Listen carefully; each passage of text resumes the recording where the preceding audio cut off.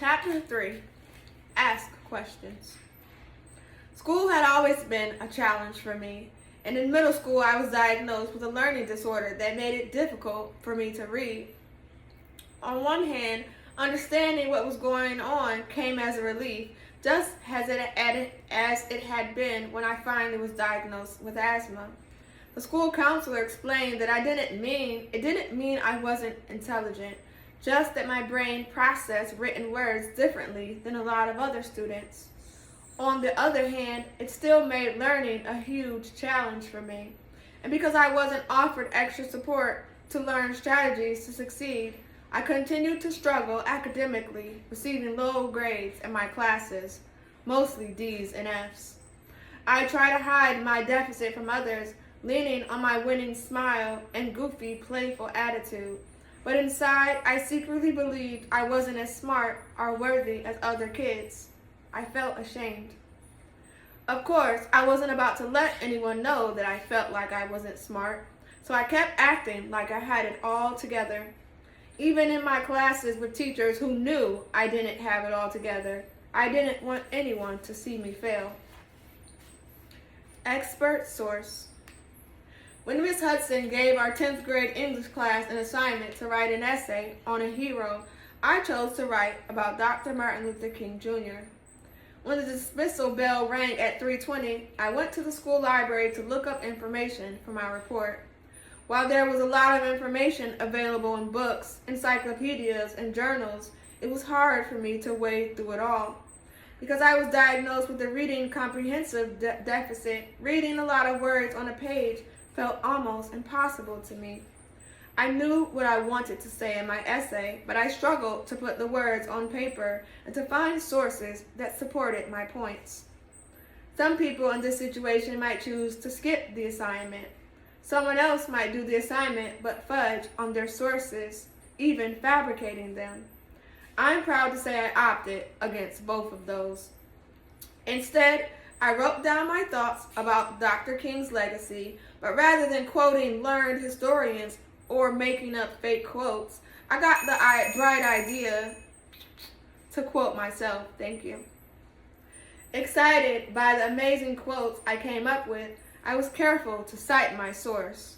Each footnote read, Rashad Jennings, mind. When Miss Hudson returned our papers, I was eager to see my grade. I had failed every English class I took in high school up to that point, but I felt pretty good about what I had produced for that particular essay. Miss Hudson walked past my desk and laid the paper face down in front of me. Eager, I flipped it over, excited to see my grade. I was crushed to see a bright red F+ with 3 lines below it in the top right corner of my page. I was truly shocked. I put a lot of thought into that paper and had hopes to be rewarded for my effort.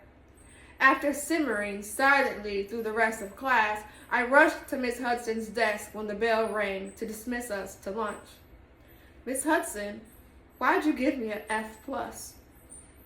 Rashad, she said kindly, you quoted yourself. I didn't see the problem. In fact, it seemed to me that being resourceful should have been worth at least a C+ or a B-. I challenged. Is what I wrote true? Yes, she admitted reluctantly. And, I continued, is what I wrote relevant to the assignment?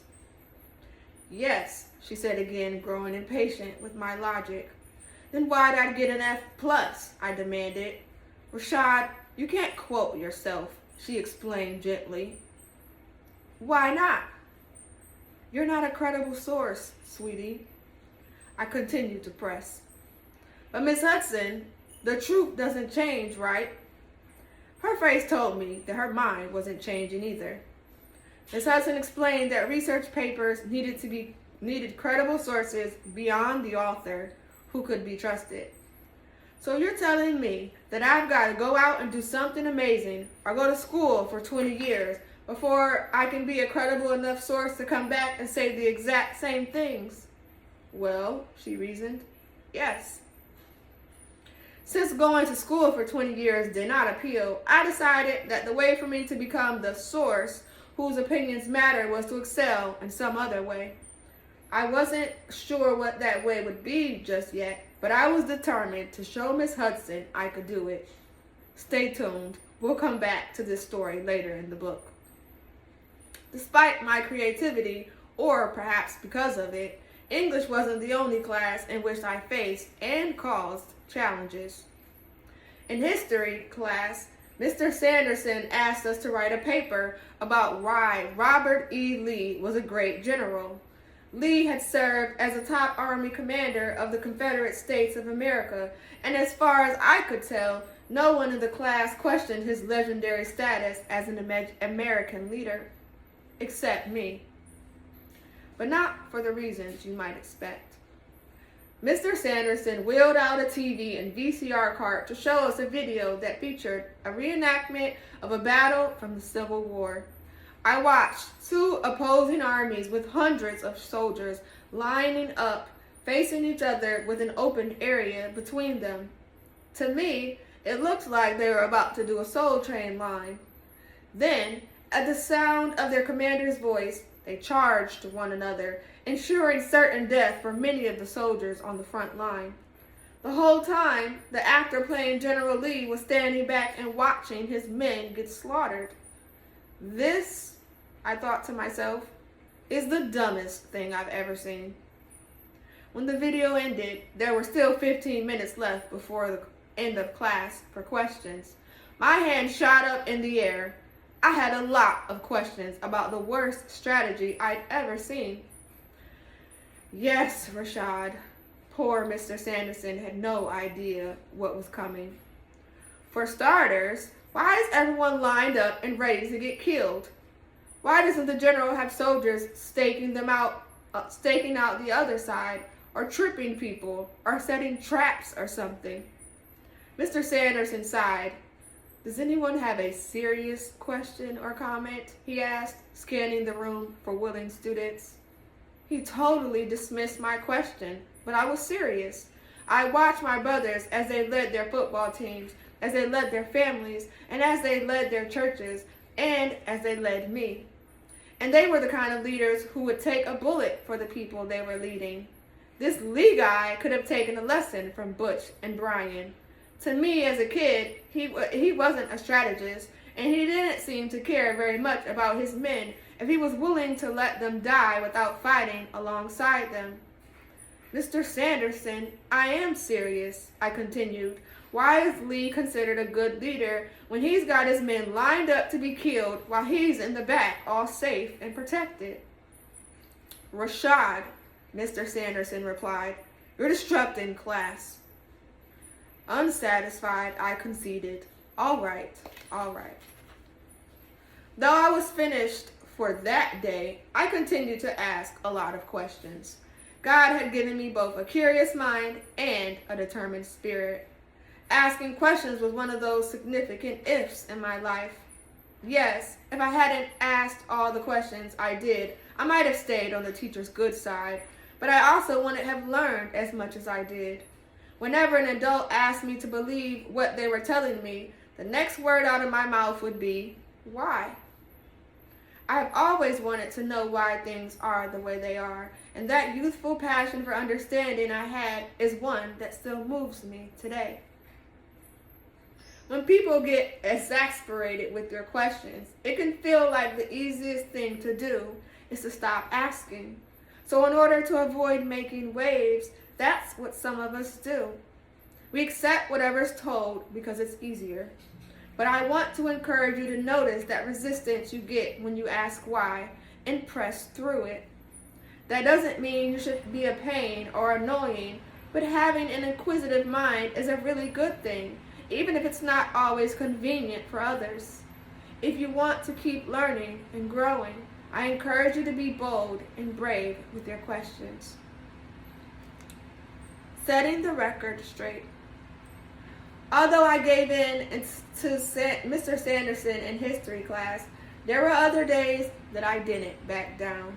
I asked questions, challenged teachers, and spoke my mind.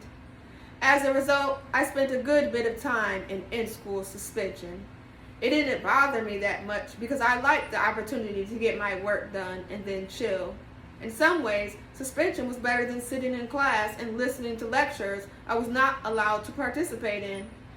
But I didn't feel so great when I got handed an out of school suspension for interrupting a teacher with too many questions.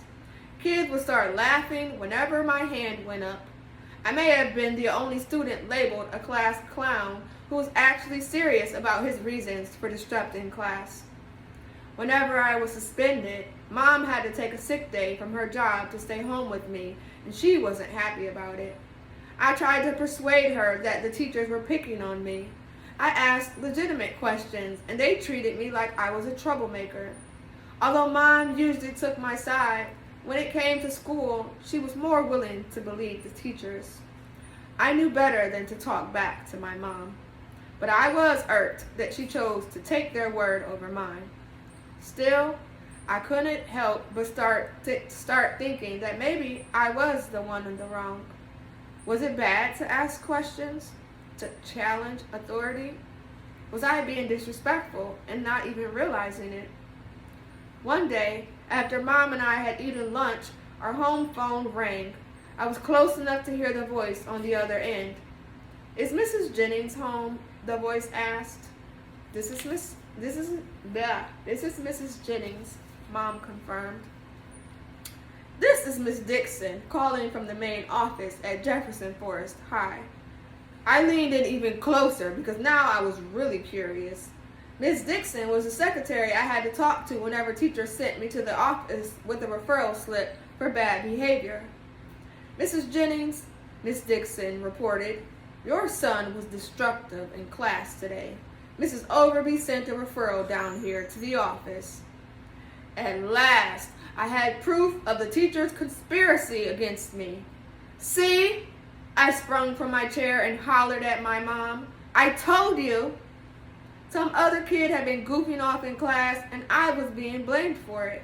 Now my mom could see what I had to deal with every day.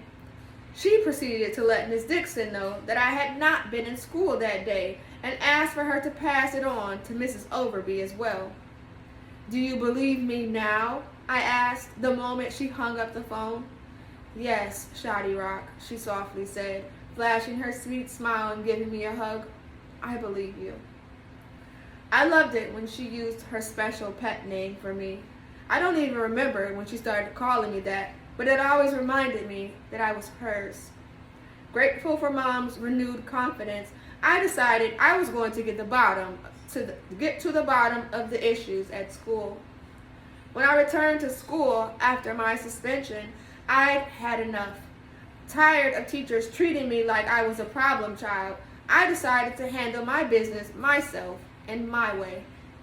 I wanted to call a meeting with all my teachers and the principal, but since no one took me very seriously, I didn't believe they'd show up if I invited them myself. So I penned a handwritten note for all 7 of my teachers in what I believed to be the sloppy handwriting style of Principal Francis. It read, "We need to have a meeting about Rashad. Please meet me in the teacher's lounge during lunch tomorrow. Thank you." One by one, I dropped a note on each teacher's desk with a gloomy look on my face as if the principal had forced me to deliver them. Not at all confident I could imitate the beautiful penmanship most of my teachers use, I enlisted 7 different girls I knew to forge letters to the principal saying, "Hey, we need to have a meeting with you tomorrow about Rashad. Lunchtime in the teacher's lounge." Thursday at lunchtime, I grabbed a cafeteria tray, went through the lunch line to get my chicken nuggets, tater tots, and chocolate milk, and a Mickey Mouse ice cream, and then marched upstairs to see if my plan had worked. I was delighted to find everyone who was invited was actually able to attend. Setting my tray down on the table, I announced, "I called this meeting." The principal, who received letters from 7 different teachers all proposing a Thursday lunchtime meeting to discuss me, frowned. I thought something was weird. I didn't give him a chance to leave the meeting before I got my concerns out. I don't know why I'm in trouble all the time, I said. Am I really that bad? They all laughed. See, that's exactly what happens. I have something serious to ask or say, and you all laugh like you did just now. I'm tired of everybody saying stuff about me. If you've got something constructive to say, then say it now. I scanned the faces of those in attendance to see if anyone would speak up. For better or for worse, no one did. And I'm happy to report that I didn't find myself in trouble with teachers after that gathering. The one who answers. I have always wanted to know why things are the way they are, and I rarely swallowed any old answer an adult offered me. As you might expect, not all the adults in my life appreciated this about me. But when I read the Bible, I noticed that throughout the scriptures, people were asking questions of God. Cain wanted to know if he was responsible for his brother's whereabouts. The writers of the Psalms wanted to know if God would deliver them. In the case of the Israelites asked Moses God's name, Moses asked if God would reveal his holy name to him. And Jesus asked plenty of questions to those who were for and those who were against him. I knew that God was someone who welcomed my questions. What was more curious, I thought, was that God asked a lot of questions. He asked Adam, "Where are you?" Genesis 3:9. God asked Jacob, "What's your name?" Genesis 32:27. He asked Satan, "Where have you come from?" Job 1:7. Why, I wondered, did a God who knew everything need to ask questions? I won't say that God spoke to me in an audible voice, but I did hear the spirits whisper with the ears of my heart. I ask questions to teach. God doesn't question because he doesn't know the answer. When God asks questions, it's so we can learn something. I don't think I understood that fully when I was in high school, but as God grew me and began to teach me more about myself, I understood that wanting to get answers and being inquisitive wasn't a bad thing some of my teachers had made me feel like it was. God gave me a mind that wanted to know why, and that was actually a good thing. Maybe there are things in your life that you have questions about. You may not be concerned with the leadership style of General Robert E. Lee, but you might have questions about things that are more personal. Maybe you want to know why you've faced challenges that not every person has to face. Maybe you want to know why your parents' marriage ended. Maybe you want to know why people can be so cold and cruel sometimes. God welcomes your questions. God hears your voice and listens when you speak. So ask your hard questions. God can take it. Offer the concerns of your heart to God. Trust me, God's not the teacher who wants to shut you up or send you to the office with a referral slip. God loves to hear from you. And God answers. Sometimes the answers come through scripture. Sometimes the messenger might be another person, like a pastor, parent, or mentor. Other times, you might discern God's will through prayer. God welcomes your big questions. Keep asking them. Chapter 4,